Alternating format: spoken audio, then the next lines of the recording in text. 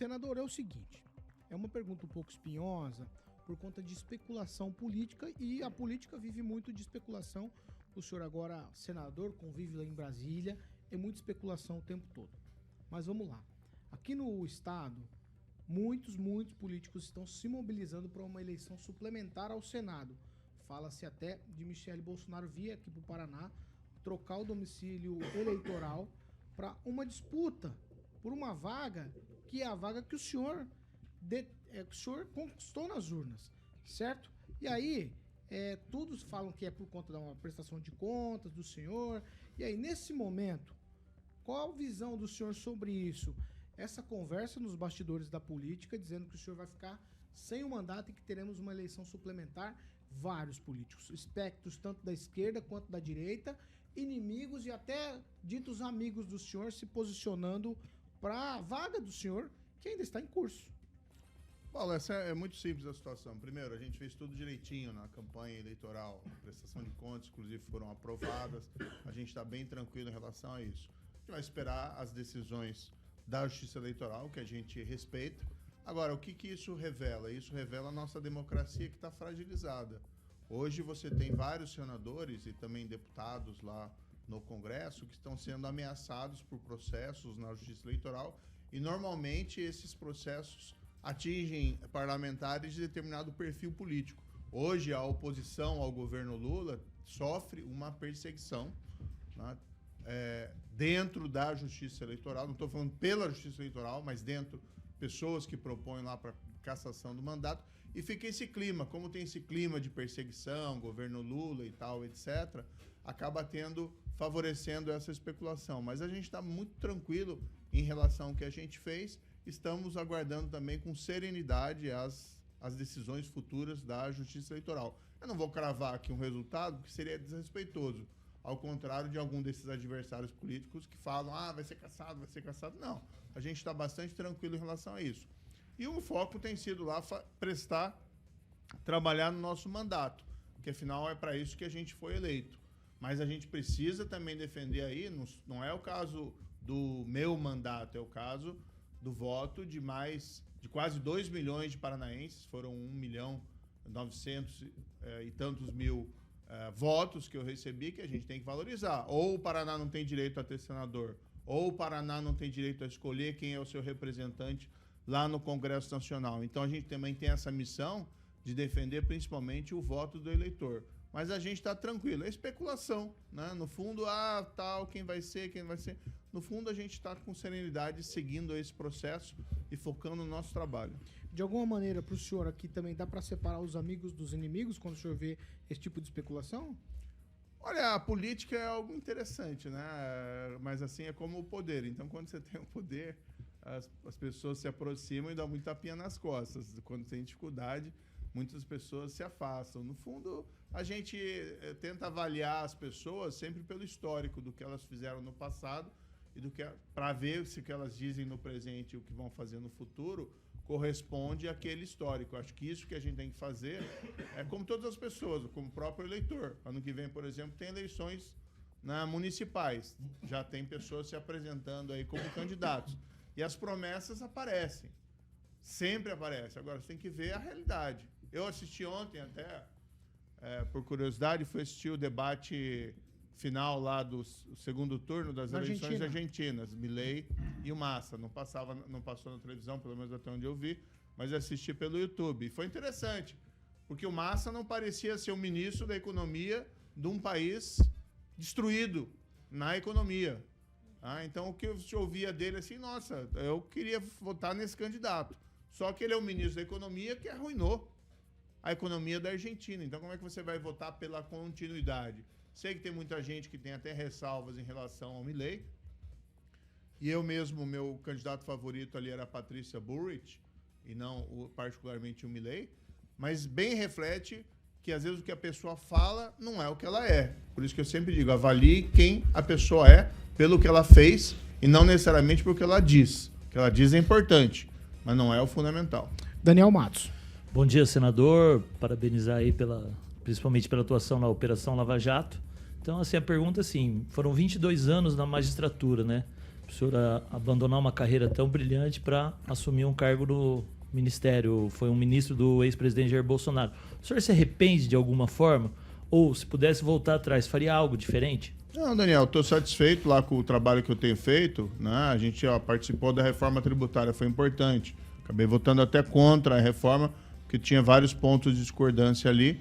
E o meu mandato é muito claro que eu sou contra aumento de tributos, aumento de impostos para qualquer governo, né? Ainda mais um governo como esse, do governo Lula, que é um governo gastador.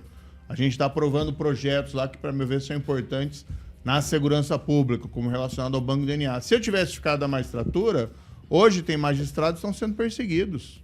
O Bretas lá, que é o juiz lá do Rio de Janeiro, que fez um excelente trabalho no Rio de Janeiro contra os corruptos lá do Rio de Janeiro, como o Sérgio Cabral, está afastado sem motivo nenhum. Eu vi o processo dele, não tem nenhum motivo para estar afastado.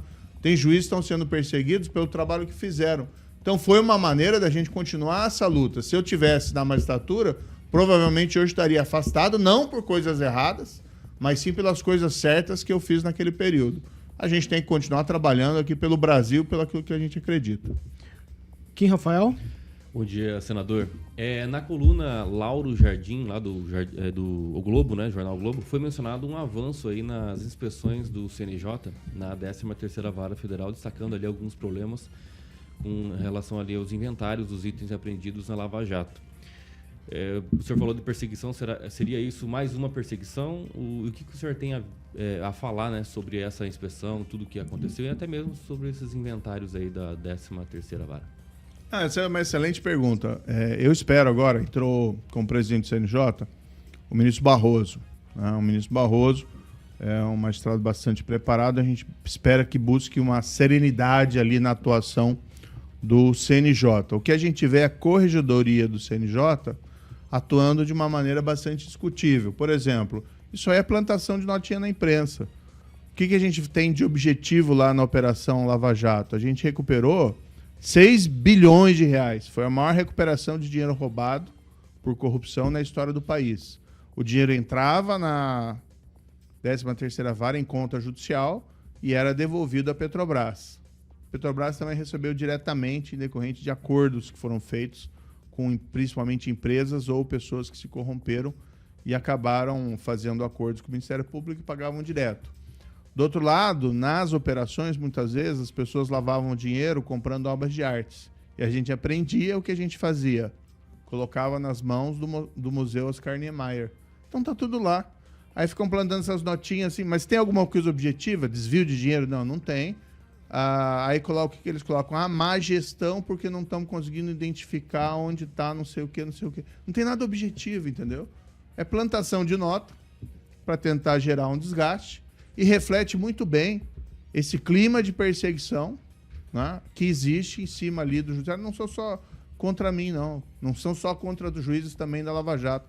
Tem a juíza lá do Santa Catarina, num caso que ficou polêmico, que ela participou de uma audiência na qual houve uma menina que estava grávida, né, aparentemente decorrente lá de um estupro, e ela queria... aí tinha uma discussão de praticar ou não praticar o aborto. E a juíza, na audiência, buscou convencê-la, já que era uma gravidez avançada, de não fazer o aborto. Foi um caso na época das eleições lá que gerou um monte de polêmica. Eu acho que as pessoas podem ter entendimentos razoáveis sobre essa questão, a favor ou contra. A menina tinha o direito, porque pela nossa lei era feita, era uma gravidez resultante de estupro, mas do outro lado era uma gravidez avançada. Também seria razoável entender, tem a filha e vai para adoção, já que é uma gravidez avançada. Enfim, eu sei que a juíza está sofrendo um processo disciplinar lá no CNJ, porque ela fez o trabalho dela. Né? E por quê? Por que ela e cadê as garantias da magistratura? Hoje, os juízes não têm coragem, eles estão com medo de falar isso, mas está havendo uma perseguição, não vou dizer o CNJ, pela corregedoria do CNJ. E essas notinhas que estão sendo plantadas bem refletem esse espírito de perseguição. A gente tem orgulho do que a gente fez na Lava Jato, porque a gente recuperou dinheiro de bandido e colocou bandido na cadeia. Coisas que poucos juízes, infelizmente, fazem no país, porque a lei não ajuda, porque as decisões são reformadas, porque os juízes muitas vezes são intimidados. Mas a gente tem orgulho do que a gente fez lá. Luiz Neto. Senador Muro, eu já aproveito essa resposta que o senhor deu agora E eu lembro da lei de autoridades proposta pelo então deputado federal Ricardo Barros. Essa lei do abuso de autoridade que atinge diretamente o Poder Judiciário, ela é prejudicial ao trabalho dos magistrados no Brasil? E já emendo, o senhor acredita que a Operação Lava Jato ela foi desidratada aí por decisões políticas, ainda mais no atual governo, de um presidente que passou por inquéritos dessa operação? Assim, não existe mais combate à corrupção no Brasil. Isso é mais do que evidente, né? Você não tem um corrupto preso hoje no Brasil, e aí a culpa são de muitas pessoas. Um dos problemas, de fato, é essa lei. Essa lei foi ruim. Na época ela foi aprovada, foi discutida lá ainda quando era juiz. Eu fui no Senado ainda como juiz discutir essa lei, convidado, e falei, olha, isso aí vai ter um efeito que a gente chama de um efeito preventivo. Os juízes vão ficar com medo de atuar em processos contra pessoas poderosas, porque vão ficar com medo de serem processados. A gente até conseguiu melhorar um pouquinho a lei, colocando lá um dispositivo dizendo, olha, a interpretação, a divergência na interpretação da lei não pode configurar crime de abuso de poder. Ainda assim, tem esse efeito, foi aprovado. Na época até eu pedi eu era ministro da Justiça, pedi ao presidente Bolsonaro que vetasse, ele vetou quase toda a lei, mas os vetos foram derrubados. Então tem esse clima. Hoje, recentemente, teve um relatório da OCDE, do Grupo Antissuborno, apontando exatamente isso para o Brasil. O Brasil tem um problema que tem as leis que proíbem a corrupção, mas na prática ninguém é punido. E perante o governo Lula, não vai imaginar que isso vai acontecer. Um governo que atuou contra a lei das estatais. A lei das estatais, para quem não... para lembrar aqui um pouquinho, é uma lei que foi aprovada em 2016, que ela buscava? Prevenir o loteamento político partidário das estatais.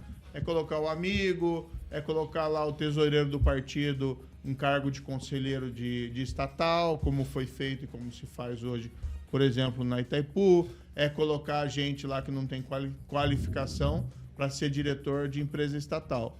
E uma das primeiras coisas que o governo do Lula fez foi entrar na justiça, através dos partidos satélites dele, para derrubar a lei das estatais. E aí foi concedido uma liminar pelo ministro Ricardo Lewandowski, em março desse ano, que suspendeu a lei das estatais. Você vê que interessante, uma lei aprovada pelo Congresso, multi-elogiada na época em 2016, e que tem uma finalidade ótima, que é prevenir o loteamento político partidário, que dá aso a desvio de dinheiro dentro das estatais, está suspensa por uma decisão de um juiz, de um ministro, que nem mais é ministro.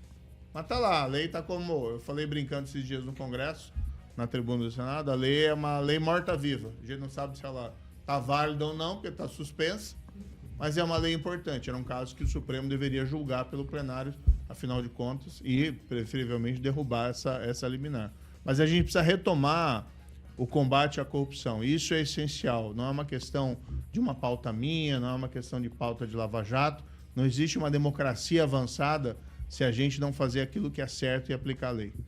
Pamela Bussolini? Bom, antes de fazer a minha pergunta aqui pro nosso senador, Sérgio Moro, eu vou mandar um abraço para a policial militar Anne Caroline, que me recebeu muito bem lá no aniversário do 3º Comando Regional. E aproveitando, né, falando de policiais, de segurança pública, senador, eu queria perguntar qual que é a tua visão da segurança pública no Brasil hoje. De uns meses para cá a gente tem acompanhado e visto que parece que a coisa está degringolando, e o senhor foi ministro da Segurança Pública, da Justiça, encabeçou um pacote anticrime. Qual que é a tua visão hoje dessa situação que a gente está encarando, né, de violência urbana, essas situações no Rio de Janeiro, por exemplo, na Bahia, e o que está faltando para esse governo conseguir passar mais segurança para o cidadão? Quais são os principais problemas que o senhor enxerga hoje? Pamela, eu tenho trabalhado lá no Senado, na Comissão de Segurança do Senado. Então, o que a gente tem feito?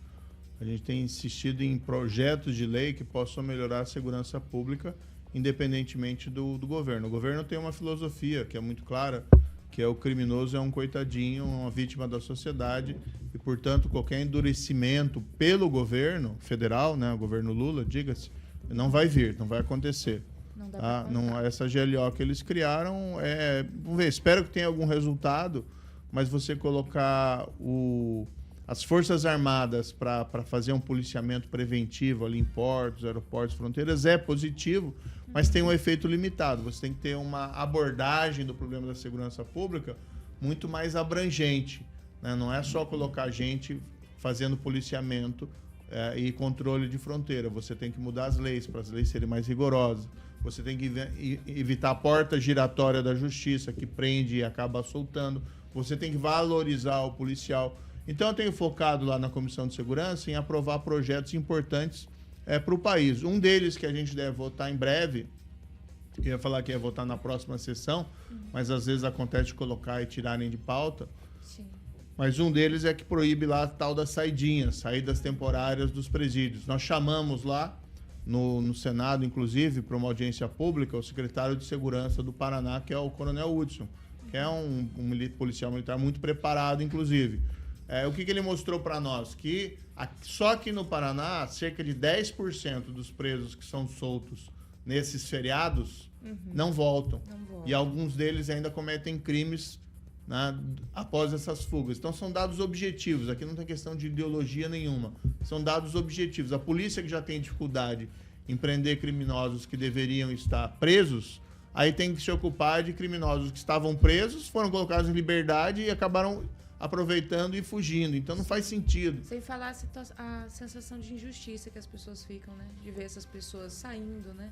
O clássico que a gente tem na história do Brasil é daquela menina, né? Não vou falar o nome dela, que eu não gosto de fazer promoção de bandido, mas que matou os pais e saiu da temporária no Dia dos Pais, no feriado do Dia dos Pais. Então são coisas que agridem o nosso senso de justiça.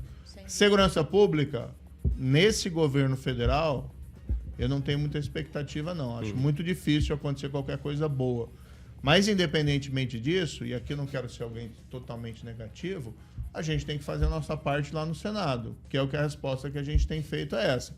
Aprovar projetos de lei que são importantes para o cidadão, para melhorar a vida deles no aspecto da segurança pública. Fernando Tupan, sua vez.